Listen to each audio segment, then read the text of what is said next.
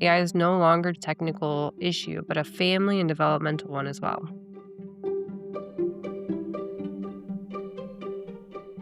On Mom Meets Machine, we bridge AI innovation with human experience. Grounded in psychology and data science, we explore how AI is shaping family life, child development, education, and parental decision making. Through conversations with experts, families, and kids, we focus on trust, identity, and agency, helping listeners move beyond fear towards thoughtful, empowered engagement with technology. We are currently reading an article from the Washington Post called "You Are Hardwired to Blindly Trust AI. Here's How to Fight It" by Shira Ovid. Have you ever heard of this, like, distrust and verify? Yeah. No, but my dad always says trust but verify. So I think of that. I think about trust but verify. So it's sort of like our legal system, right? Innocent before proven guilty, but this is guilty until you're proven innocent. Exactly. It's a complete reversal in how people have been taught to think and trust. Yeah. I think it's interesting, though, the amount of times that I will tell a system that it's wrong, and then it'll say, "Oh, you're totally right, Leah. I'm so sorry I did that." I'm like, wait, what? You knew that you were wrong? What are you doing? Oh. So the distrust and verify, I don't think that's great for like human to human interaction. But if we say that for humans, we can kind of expect the best of people, so we can come, like in our human interactions, I am going to hope that when I'm speaking to you, you're not going to be lying to me, right? And like I can trust and verify you. But maybe with our relationship with robots, it would be distrust and verify. And that's kind of how we could differentiate between our relationships with humans and robots. It's kind of cool. But then you have to know if you're talking to a human or a robot. Is that not something that we know? I don't know. I mean, and if kids are learning how to interact, is it more difficult for kids to learn to interact, with that trust? Okay, so trust and verify if I'm talking to a human, but distrust and verify if I'm talking to a robot. We can say that, but is a kid able to switch back and forth with that? Yeah.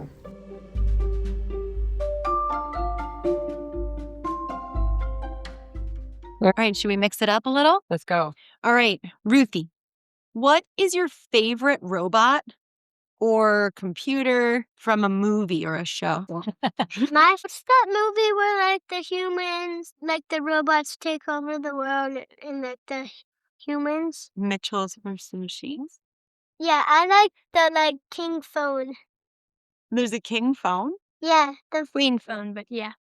Yeah. The robot good guys or bad guys in that movie? They're bad guys. They're kind of fighting for justice, but not in the best way.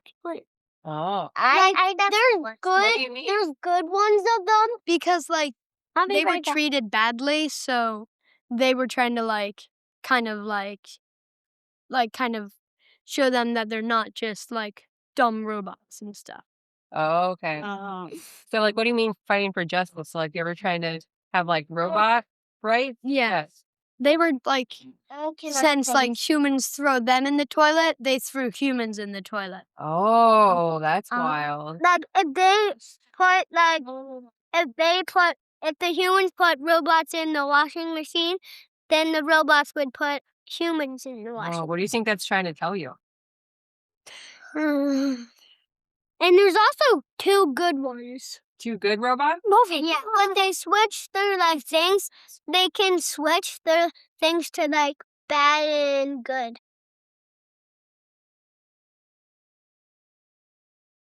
I mean, it kind of reminds me of when the internet was first coming online, there was this very clear separation for people who were things were online and know how to do digital things. And then they talk about education for digital natives as being totally different. They're used to using these technologies. It's it's natural. And so I think that with our kids, it's going to be really hard for them to distinguish what we're calling human versus digital. I think it's going to be hard to really tell the distinction.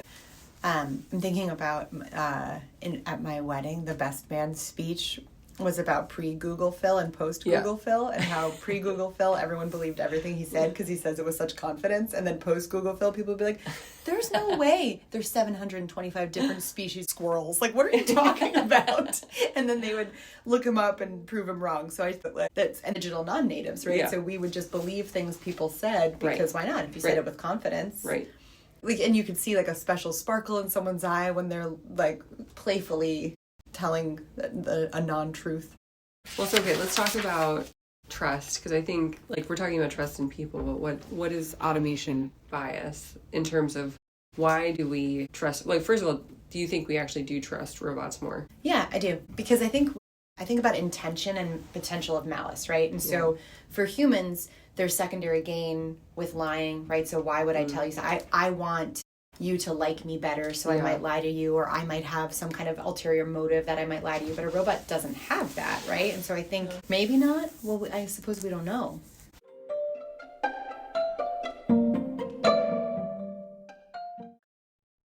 So how do you know if something on a screen is real or pretend?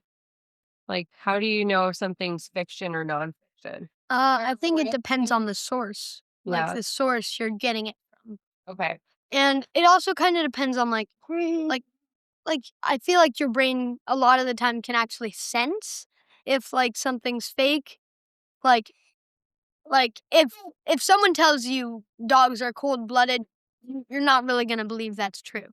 So why would you not believe them? But they told it to you, like, they said it really confidently. Because it's just like a fact that it's not true. But what if you didn't know the answer? Well, then maybe you'd believe them. But I feel like it's kind of tough because you need to like know who to trust and who to believe. How do you know who to trust and who to believe? Wes, how do you know? Like, what if I told you the sky's green? Would you believe me? Would you go check? You probably would. Would you go check? I mean, 'cause I'm a trusted source. If you knew that it wasn't, then you don't. If you knew that it wasn't, then you didn't have to check. Then you don't have to check. But if you didn't know, then you would have to check. You would have to look it up. And so, Ashley, you think I never tell a lie? Oh, because you're a grown up. But grown-ups don't lie. Sometimes. Sometimes they do. But How do you guys know? Yeah, how do you know to trust anyone, a computer or a person? You never trust anybody. You do if you say, I trust. Well, you say that, but then what does that mean? You only trust the people that you trust. There's some things you just like, can't trust. Yeah. What does it mean? Like, so tell me some adults that you trust. Not Asher. I trust my parents to some extent. What does that mean? I trust my teachers. Yeah. So when you're saying, I appreciate that, Max. So when you're saying you trust, you mean that like you can trust someone without trusting them 100%? Yes. Because like it kind of depends on what they're saying. Yes, it depends on the person, but it's not always just that. It kind of depends on like if it's like believable or not.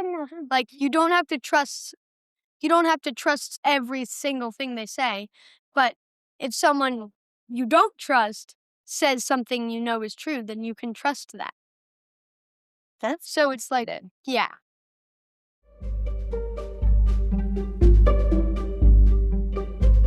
People believe that they might not know everything, right? That someone might know more. And so I think that there's this tendency to, especially if a robot has access to all of this information, to trust whatever that robot's saying versus trusting our own experiences. There's the powerful other, right? Having all of this information. And so when we talk about locus of control, so sometimes when we think about the way that in our interactions with others, if we want the answer to something, then we're kind of giving up our control. So there's something inherently vulnerable about asking a question like that. And so if my locus of control is going to be becoming more external, I'm going to give you some of my control by asking you a question.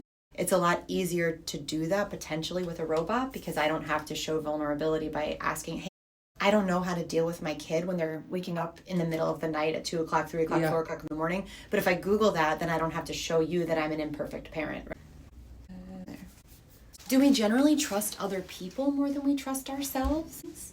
I think it depends on their all of these external social criteria that denote someone being an expert. Maybe like Phil's a perfect example, right? Yeah. Like everyone was trusting Phil. Yeah. Saying like, random things about squirrels. Wait a second, like Well, and so trust, I think, is like this really interesting thing where it's a property of like multiple values and principles. It's like thinking that someone's going to be accountable, thinking someone's like verified what they're saying, right? I think it's interesting that we've gone from like the idea of, I'm thinking about the idea of expertise now, right? Yeah. And so when you said trust that someone is going to verify their sources or be able to have confidence in what they're saying. And when either of us are asked to be an expert on something, right? It's sort of, I mean, I still have imposter syndrome coming in. Like, how is it possible that I'm an expert in this? It's like, well, you've been in this field for 10 years. You've studied it for 5 before, right? So all of these things are shocking to me that I'm an expert. And so I think we kind of often come at things with imposter syndrome because it's hard to believe that we're not giving that to someone else, that someone else wouldn't have the answer. And that the locus of control thing, I think, is really interesting. And like the vulnerability in asking a question. It has no intention to have malice. Yeah, I do wonder, like, if we actually look at AI, is there intention? Probably there is. It's intended to please users above everything, right? So like instead of giving you a truthful answer, maybe that's designed to make sure you're happy. You've designed them before. Like, have you put that into your models when you've designed? So for instance, when we were working on the digital mentor for Data Jam, that's more about making sure it's not giving answers to questions. It's about making sure the child asking questions back to help individuals get to the answer themselves, so cool. Right? But I can see if I was like trying to sell a product that was making revenue and people that are happy with your product will spend more money on it, I would definitely give instructions to make satisfaction weight versus maybe even truthfulness. And so we learned to verify our sources as researchers, right? That was something that we always learned. And so I think that that's something I've taught a lot with students too, is to say you can't just copy and paste a reference or a citation without knowing what's in the citation. Yeah. I mean, I think that's part of like being a critical thinker. I think it's important to note that like automation bias is a real thing. That people do in general trust AI more than themselves. Or what you were saying about the surgeons, right? That if they were using this AI tool to find polyps, they forget how to do the things that they were taught to do. The same way that like with automatic driving cars, you're supposed to be on hand to drive, but I do wonder like eventually if, people forget how to drive and then that doesn't become a safety valve. You think that's automation bias because it's this inherent trust? I don't know that that's the bias. I think the bias is the belief in it rather than the idea that we are atrophying our own understanding of how to do it. So I think yes, do I think we'll become worse drivers? Yeah. Potentially if the automated car is doing the work for us, but I don't know. I guess you would trust it inherently is the point of why our skills would start to atrophy. Right. And I think that's what makes me distrustful, is it not knowing what it's going to do to us. Yeah, but so I think there's all this research that talked about how when calculators first came out, this is what teachers were freaking out about. We were going to forget how to do 2 + 2 because we were all going to have calculators. And so what they ended up finding out through now we've got longitudinal analysis of this. We've got 50 years since calculators were last in classrooms.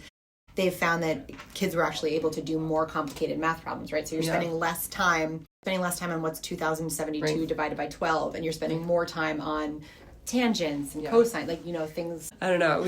We do a lot of multiplication with Ash, and there's sometimes where I'm like, really have to think hard. 8s are tough. I know. That's what I was going to do. I was going to do an 8 times 6. 8 times 6. It gets it. It's 48, right? It gets it every time. Man, okay.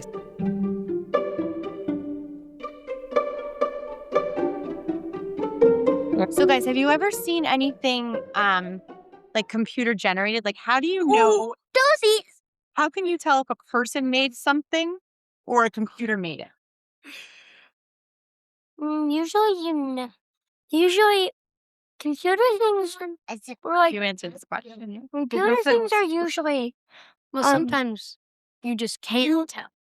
Like that's Usually they're a bit better. They look like so if a computer and a human we're building like a house, probably the computers would be better. Really? Well, are they drawing a picture of a house, or are they like building a whole house? Yeah. Well, if they're building a whole house, humans are like humans. They can do like what they choose, but robots are different. They are coded to do one. A robot's house is nearly always going to be better because they're programmed to do something, one thing.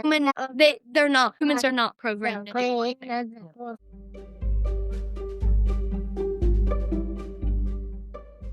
I'm thinking about this, like, how do we teach our kids to challenge these things? And I think it becomes about like having these tough conversations, and it's right. And so we have kind of this, because I have a 10-year-old, the scary birds and the bees stuff, right? Like things that come out where you're just like, I can't believe I have to answer this question. But then there are questions like, okay, so why would Taya Chapa become racist, right? And so having to have those conversations with our kids, like, because a lot of people believe that different groups are less than, right? And so having the conversation, why is that? Why do people believe that?